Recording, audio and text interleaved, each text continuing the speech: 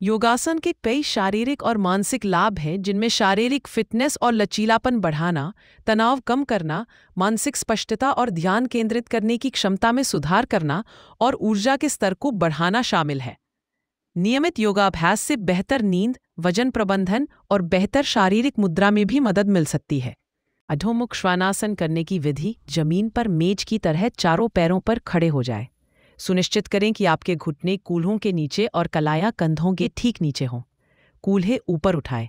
सांस छोड़ते हुए अपनी उंगलियों को फैलाएं और घुटनों को जमीन से ऊपर उठाएं। कूल्हों को ऊपर और पीछे की ओर उठाएं ताकि आपका शरीर एक उल्टे वी आकार में आ जाए। हाथ और पैर सीधे करें। अपनी भुजाओं को सीधा करें और अपनी जांघों को पीछे की ओर धकेलें ताकि पैर भी सीधे हो जाएं। सिर और गर्दन को आराम दें। सिर और गर्दन को ढीला छोड़ दें। ध्यान रखें कि आपके कान आपकी बाहों के अंदरूनी हिस्से को छू रहे हों। नाभि की ओर देखें। एड़ियों को नीचे लाएं। अपनी एड़ी को जमीन की ओर ले जाने का प्रयास करें, भले ही आप उन्हें छू न सकें। सांस लेते रहें। अभ्यास के दौरान धीरे धीरे और गहरी सांस लेते रहें। वापस आएं। घुटनों को मोड़कर और सांस छोड़ते हुए धीरे धीरे प्रारंभिक स्थिति में वापस आ जाए। अधोमुख वृक्षासन कैसे करें?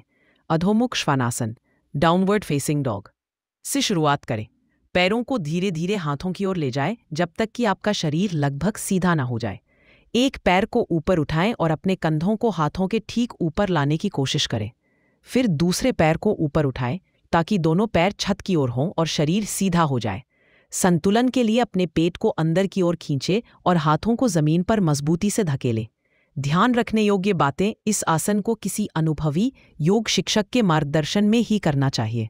यदि आपको पीठ, कंधे या गर्दन में चोट है तो यह आसन नहीं करना चाहिए। उच्च रक्तचाप या ग्लूकोमा जैसी आंखों की समस्याओं वाले लोगों को भी यह आसन नहीं करना चाहिए।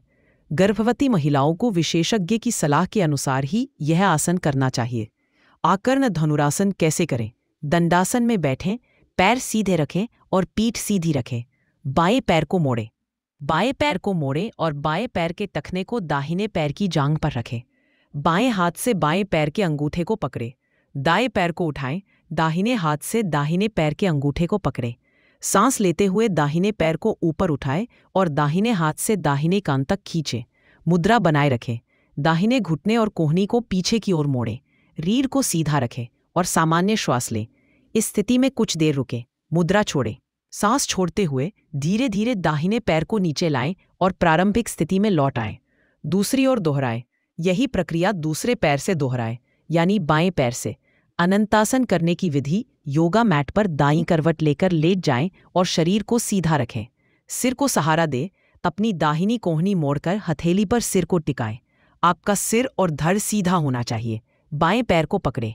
बाएं घुटने को मोड़ें और बाएं हाथ की पहली 2 उंगलियों और अंगूठे से बाएं पैर के अंगूठे को पकड़ें। पैर उठाएं। अब सांस लेते हुए पैर को ऊपर की ओर उठाएं ताकि वह छत की ओर जाए। यह अंतिम स्थिति है। संतुलन बनाए रखें। इस स्थिति में 30 से 60 सेकंड तक संतुलन बनाए रखें। दूसरी ओर दोहराएं। सांस छोड़ते हुए धीरे धीरे सामान्य हो जाएं और यही प्रक्रिया शरीर के दूसरी ओर से दोहराएं। अंजनेयासन करने का तरीका: सबसे पहले मैट पर खड़ी हो जाएं। एक पैर आगे लाएं और दूसरे को पीछे ले जाएं। आगे वाले पैर को घुटने से मोड़ें और पीछे वाले पैर को मैट पर सीधा फैलाएं। पैरों का तलवा ऊपर की ओर हो। दोनों हाथों को कान के ऊपर उठाकर नमस्कार की मुद्रा में ले जाएं। बाहों को सीधा रखें और शरीर को ऊपर की ओर खींचने की कोशिश करें। गहरी सांस लें और छोड़ें। कुछ समय के लिए इसी स्थिति में बने रहें, फिर धीरे धीरे वापस सामान्य स्थिति में आ जाएं।